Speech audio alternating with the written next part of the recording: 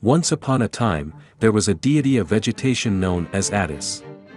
He was the consort of Cybele, a deity in Greek and Phrygian mythology. Addis was famous for one extreme act: he castrated himself. This act symbolized the cycle of the earth's fertility, where the fruits died during the winter and then rose again in the spring.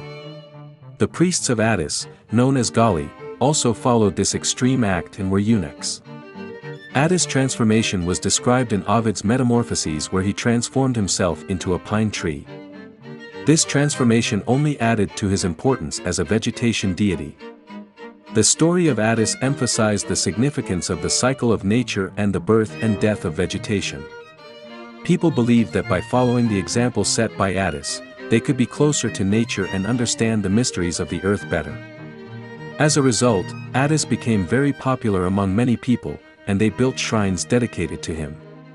These shrines attracted many followers and travelers, and stories about Addis and his followers were passed down from one generation to another. Even in modern times, the legend of Addis continues to fascinate many who seek to understand the mysteries of nature.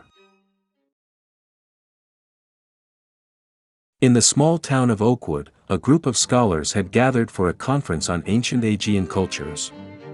Among them was Professor Williams, a well-known expert in mythology.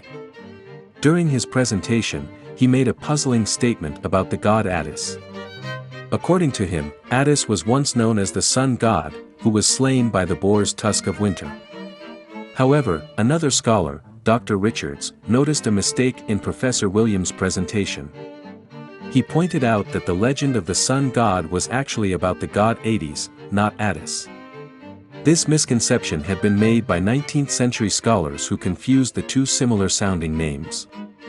Dr. Richards explained that the name Addis frequently appeared in ancient Aegean cultures, as mentioned by Herodotus. However, Herodotus was referring to Addis, a human son of Croesus, in a historical account.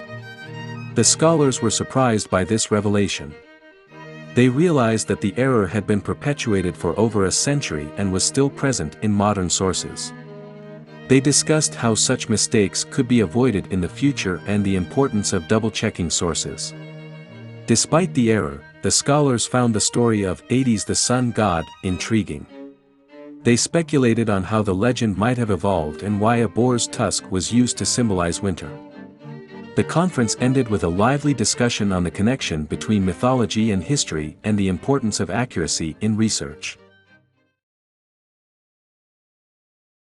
In the late 4th century BCE, a cult of Attis began to gain popularity in the Greek world. Initially, Attis was a semi-deity of Phrygia, who was associated with the trading city of Pausanias. Pausanias, the traveler, was told the story of Attis and Addis, a revered demon that foreigners believed to be the great mother Cybele. According to the tale, Addis had both male and female sexual organs, and the Olympian gods conspired to accidentally castrate themselves, causing an almond tree to grow from the crumbled male organ. The daughter of the bloody river, Nana, became pregnant after consuming an almond, and later abandoned her baby, Addis. The infant was then nurtured by a he-goat and grew into a godlike youth, which caused Addis to fall in love with him. As Addis grew older, he was sent to Pausanias to marry the king's daughter. During the wedding ceremony, Addis/Cybele appeared, causing Addis to go insane and castrate himself under a pine tree. He died there, and violets grew from his blood. Addis' father-in-law-to-be followed suit, and Zeus could only ensure that Addis' body did not wither, his hair continued to grow, and he moved his little finger. Over time, the Addis cult adopted a Lydian context, and Addis introduced the cult of the mother goddess Cybele.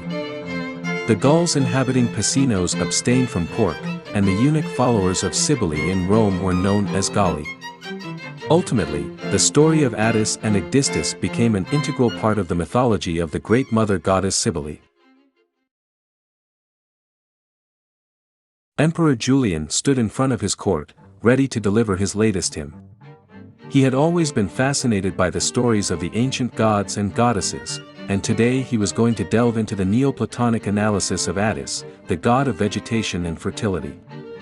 The myth surrounding Addis was a tale of abandonment and divine love.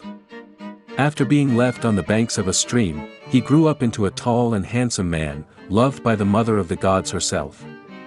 She entrusted everything to him and even crowned him with a starry cap, symbolizing his connection to the heavens. As Julian spoke, his voice ringing through the throne room, he painted a picture of Addis as a figure of nature, intimately connected to the world around him.